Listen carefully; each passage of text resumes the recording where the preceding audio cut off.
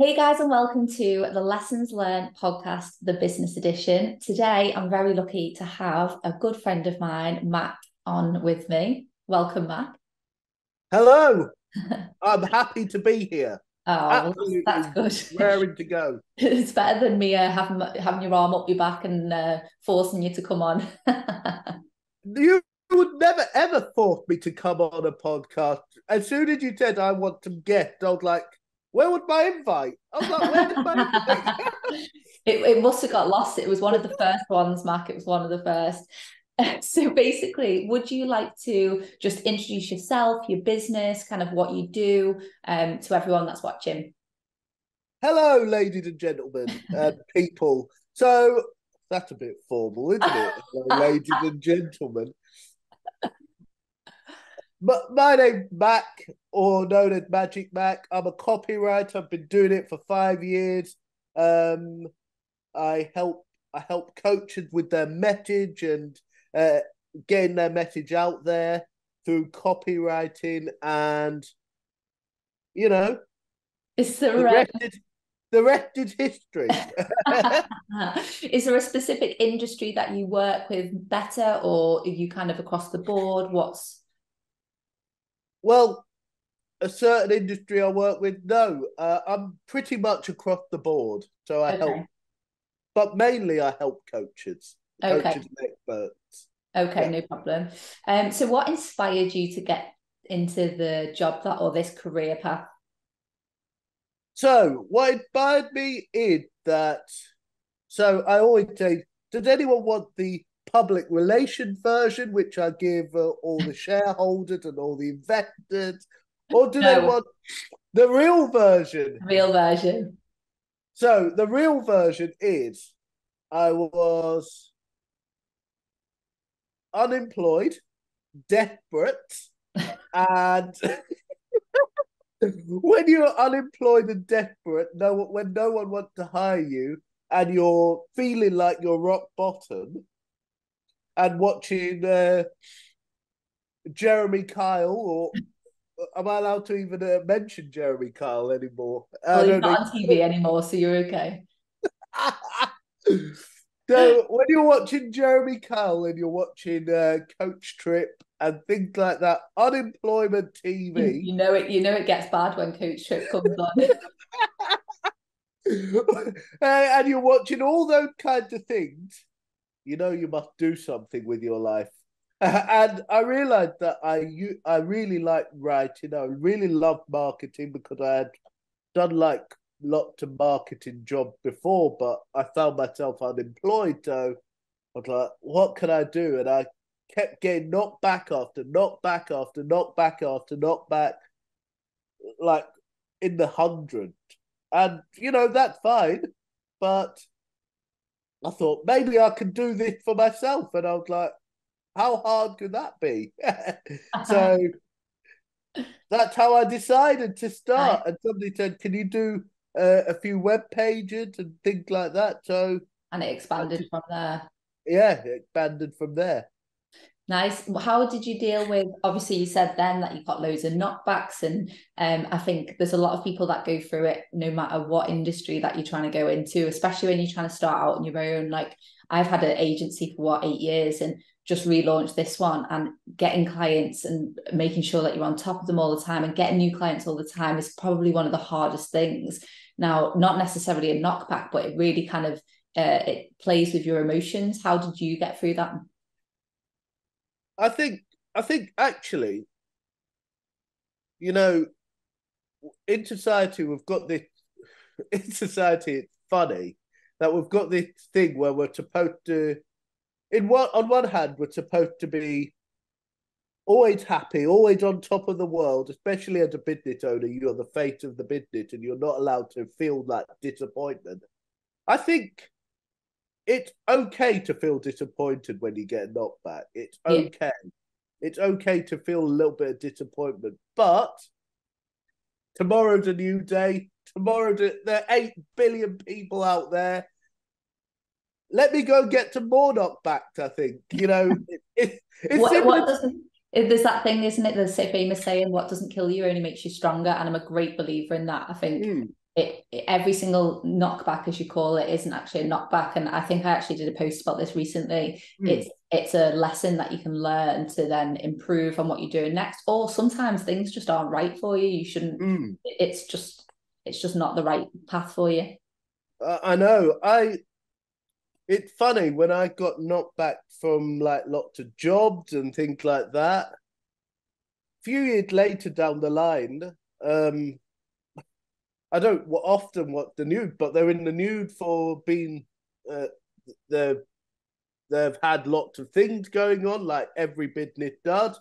And I realized actually that probably wasn't the right environment for me. So someone up there around here has saved me from years of misery.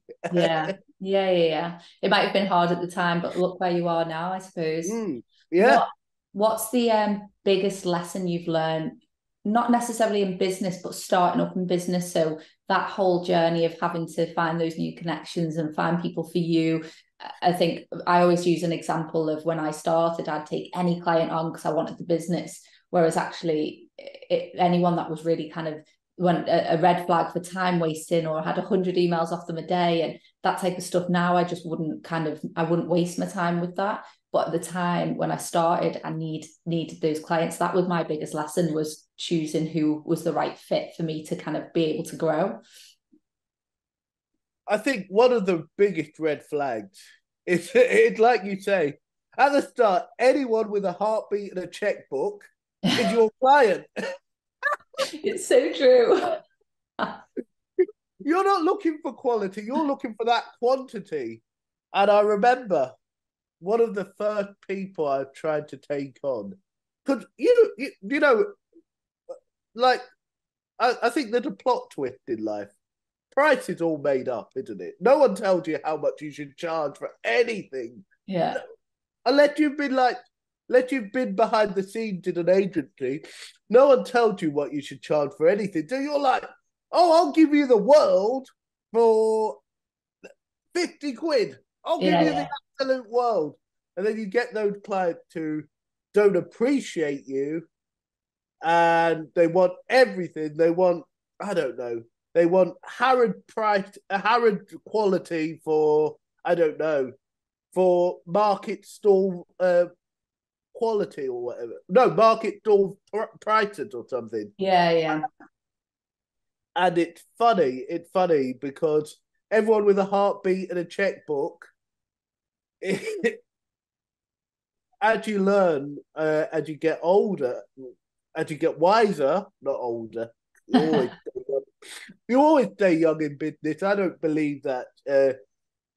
You could be in business for 8 years, but it can feel like year one because you're learning all the time.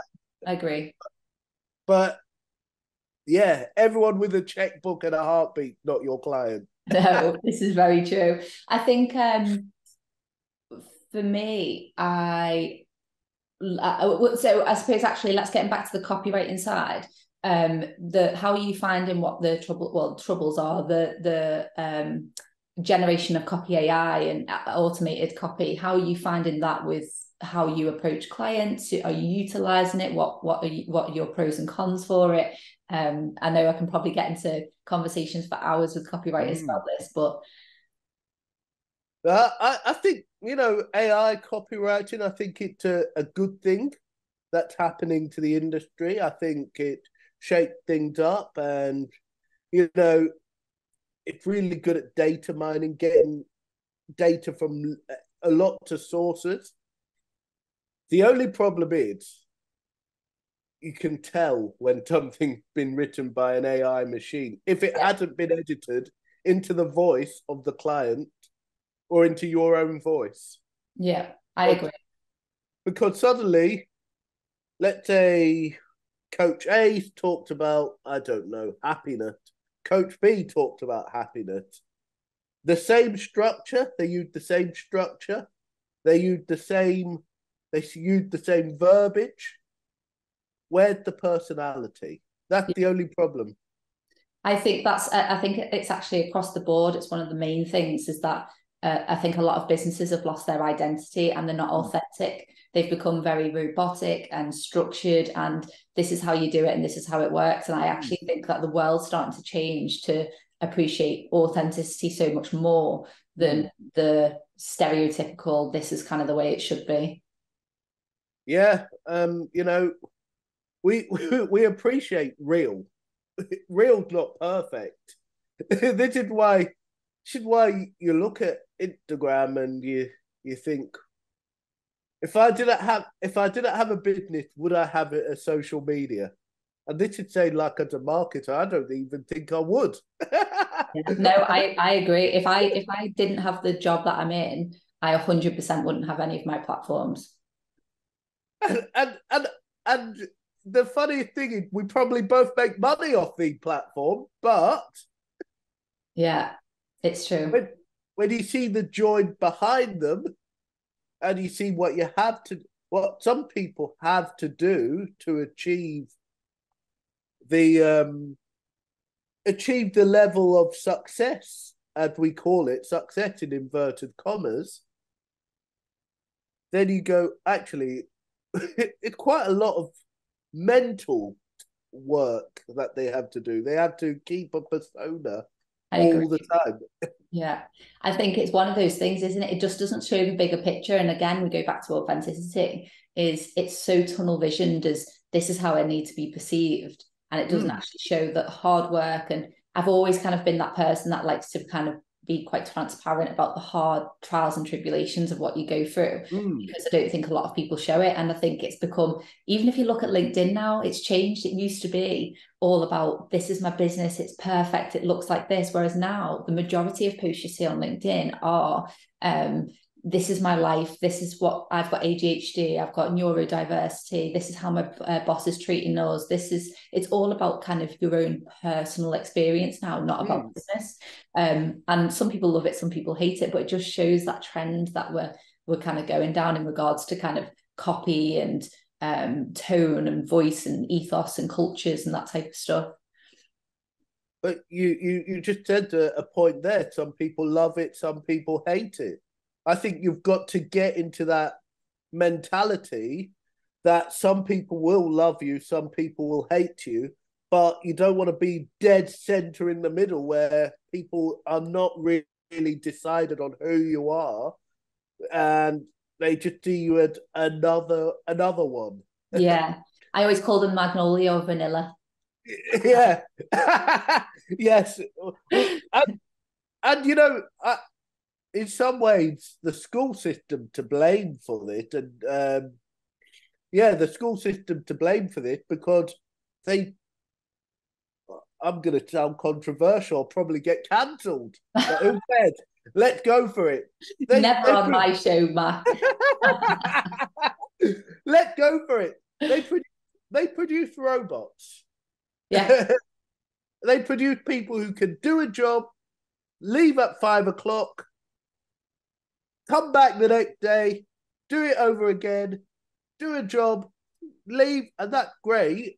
See, I don't even think they prepare them for that. I actually think school, I'm going to go even more left field now, is I actually think schools prepare them for the 9 to 5 jobs, working, kind of just doing what they need to do, but jobs that were here 10, 15 years ago, not jobs that are here now. So when people go into jobs, they expect not to work, but they want to get paid. They want everything under the sun. And then they want to get a bonus at the end of the month because they've actually turned up to their job. Explain that. I agree too. They expect that they're going to live a 4-hour work week. Tim Ferritted 4-hour work week, even though he worked his guts out. Everyone knows he worked like loads of hours, but they expect, oh, my boss is going to tell me exactly what to do, and then when they don't tell them what to do, to think for themselves, they're like, oh my gosh.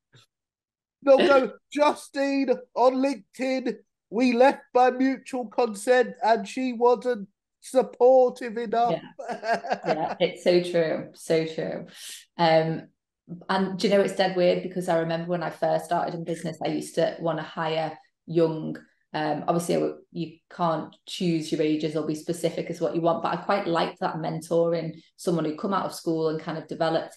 And now I'd much rather go for the older generation because they understand business, they want to work, they understand the bigger picture, they're more open to kind of, you know, change and pivoting, whereas the younger generation, not at all. I mean, we go off on a complete tangent, but let's talk schools. Yeah, but you know, I think it's funny because in some ways we're lucky because we've both grown up in a generation before like social media, but where you had to have a work ethic or else you don't get anything. Yeah. But if you typed into YouTube,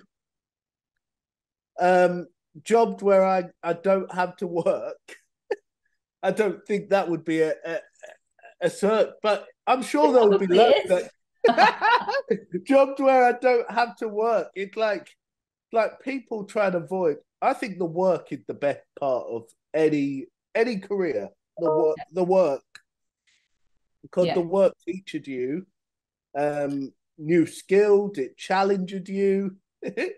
I think the minute that you don't learn in a job or even in your business is you become very stagnant. I'm all about like learning always or trying new things that kind of push you outside your comfort zone. Yeah. Share an experience with me that where you've learned a valuable lesson in business. So you might have done something and then wish you knew about it before you'd done it. Okay, so it's so funny. It's so funny you say this. So I went for a client meeting once, and oh, this is gonna make me sound like an amateur, but I don't care. I went for a client meeting in a coffee shop, and this lady wanted some work doing, and I was like listening, and then she said, "Oh, what's the price?"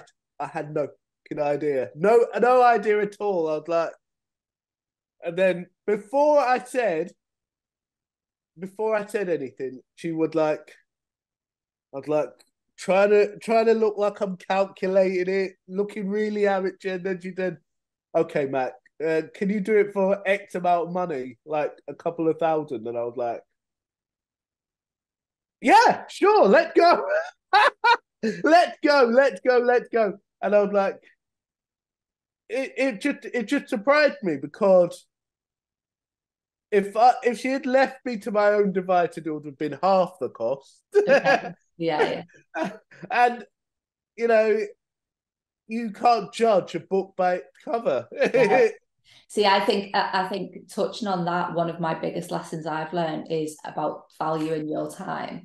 And I think it's so easy to calculate how long it takes to do a specific task as such. But what you don't calculate is the time of sitting down, having that meeting, going back and forth to confirm like it's okay, making tweaks, adjusting. So actually you need to always price things with a margin on it that has that flexibility. But also not just, oh, this is my price because this is my hourly fee. Actually, you've got to cover bills, electricity, clothes, everything else that you just don't think about. So I think valuing your time is huge, or not wasting time on hour-long meetings, keeping them quite short and sweet, that type of stuff. I know. You know, the other thing what I learned from a lot of business is that people do not do what they say they're going to do. There are a lot of no, this podcast with Matt gonna get cancelled. It'll be like, oh my gosh, people don't do what they say they're gonna do. They'll be like, oh yeah, yes, I'll do this, I'll do that. Then 8 months later, you're like, where's my t-shirt? Where's my this? Where's my that? And they still haven't done it. They're like, I'll get back to you, and you're like, oh. Yeah, sake. no, I get that. I kind of keep my expectations low now with people because of that reason. You can never be disappointed that way. I know, especially you were like, I think on Insta, Am I allowed to take? Are you private on Insta? No, I'm public. It's fine. Okay, all right. So on Insta, you said you had a cancellation or a no-show, and I'm like, oh, you know, I've had loads of no-shows. You have to get used to no-shows in business as well. Yeah. And you know what? I'm all about if someone cancels and there's a reason, I get it. I've got no problem with that. If you're going to be late, a message 10 minutes before, oh, I'm running a bit late, it's fine. You don't find out on the time that you're meant to be in a meeting, you're going to be late. So I kind of just like a little bit of communication. And I think it's respectful. I do it to other people. But I think it's when other people then like value other things or priorities over your time. They don't realize where you've prioritized them in their time. So I think it's just having that balance and understanding that everyone. Do you hear my cat in the background? Yes. One way to kill the moment on the podcast. You should invite your cat on.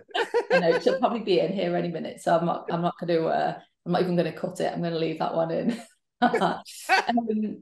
Yeah, so I think it's understanding what other people, even if you're cancelling because of a reason, you don't realise what other people have cancelled for them to be available for your meeting either.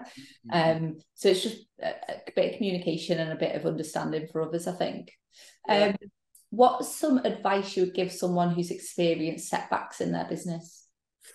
I think one, you've got to surround yourself with really good people first. Agree, yeah. And you've got to be able to, like, if I had a problem, a business problem, I could pick up the phone to you if I wanted to. If I have a problem like any, because the person will give you the space and the time to listen and, talk through it with you and give you some proportionality, because sometimes you could have a client going, you are the worst client ever. Like, you are the worst businessman ever. And you think you are the worst person in the whole wide world. And sometimes it takes, some people in the business field to bring you back down to earth and say, well, actually, you're not the worst, but you can learn from this and you can move on. Yeah. Number two, setbacks are supposed to happen. We're not supposed to avoid them. I think if you avoid them, then you avoid all the growth opportunities. So extreme. I totally agree with that. Yeah. And yeah, I think they're a learning point, but you've got to be able to actually lean into the pain and feel it, because sometimes you can get into the, if you read loads of motivational books, they go, oh, replace that bad thought with a good thought and then it'll be all over. And yeah, it for now, but sometimes you've got to lean into that disappointment and feel it and go, what will I learn? What will I do differently? And it's part of the process. Yeah, I agree. Yeah. It's okay. It's all right to go through stuff like that. But I think I'm awful at it. And I always end up saying it on a podcast. I bury my head in the sand and I try and deal with it on my own. So I let it get to a point where I just want to run away. That's my kind of, I always did it. That's why I used to go on holiday so many times. I used to see you on the holidays. I was like, no, I'll go back on you in the timeline and go, well, Justine, explain what this holiday? This holiday to Sri Lanka. Behind this one. what happened here? I could probably tell you exactly what happened on every single one. That's the funny thing. Okay, so I guess just to kind of round up, how can people connect with you if people wanted to see your work or speak to you? Give everyone a bit of a breakdown as to how people can come across Mac. Okay, so you can come across me for business only. Come to LinkedIn, where I will talk in a boring business voice. For if you want to see some musings and things like that, you can go to Instagram. I have a business page called Magic Mak Media. if you want to see the guy behind the business, like if you want to see where I go, what I do, whether you believe this guy should be cancelled, the real Magic Mak on Instagram. What, can I ask why you are called Magic Mak? So, it's so funny. So, I I was looking at names and name for my business, and I was like thinking around the time when I was starting my business, Magic Mike came out. I knew So, it'd be something to do with that. That was the thing. so I thought, accidentally somebody might type in the search engine Magic Mak, and then I would turn up, boom. And Oh, then so they'll be like, it's a marketing thing. I see. and I'm just very marvelous anyway. So Obviously. that's why I brought the Magic Mak out. Nice. I like it. I mean, it's a nice story. Well, thank you so much for coming on today, Mak. I know we're going to get you onto another episode. If you liked what you heard from Mak, make sure you give him a like, share this podcast, and follow and subscribe. We post podcasts every Wednesday now, and they launch in July, and they'll be running all the way through the year. And if you fancy featuring on the podcast, don't forget to get in touch.